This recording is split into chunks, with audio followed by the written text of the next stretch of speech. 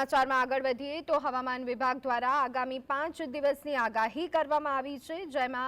5 દિવસ ગુજરાત રાજ્યનું લઘુત્તમ અને મહત્તમ તાપમાન યથાવત રહેશે તથા કેટલાક જિલ્લાઓમાં લઘુત્તમ તાપમાનમાં 1-8 ડિગ્રી સેલ્સિયસનો ઘટાડો પણ આવી શકે છે, જ્યારે 5 દિવસ બાદ રાજ્યના મોટાભાગના જિલ્લાઓમાં મહત્તમ તાપમાનમાં 1-8 ડિગ્રી સેલ્સિયસનો ઘટાડો થઈ શકે છે, પરંતુ હજુ પણ લઘુત્તમ અને મહત્તમ તાપમાન સામાન્ય કરતાં વધુ રહેવાની શક્યતાઓ છે। છેલ્લા 24 કલાક અમદાવાદ મહત્તમ તાપમાન 36.1 ડિગ્રી, લઘુત્તમ તાપમાન 20.4 નોંધાયું હતું, તો રાજકોટમાં સૌથી વધુ મહત્તમ તાપમાન 37.9 ડિગ્રી અને લઘુત્તમ તાપમાન 20 ડિગ્રી નોંધાયું છે।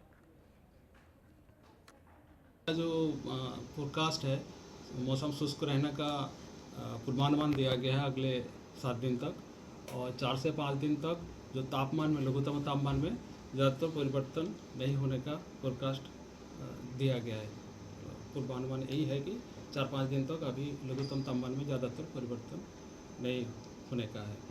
और जो पवन की दिशा रहेगा उत्तर से उत्तर पूर्व दिशा में रहेगा, और जो अहमदाबाद का जो उच्चतम तापमान रिकॉर्ड किया गया है वो 36.1 डिग्री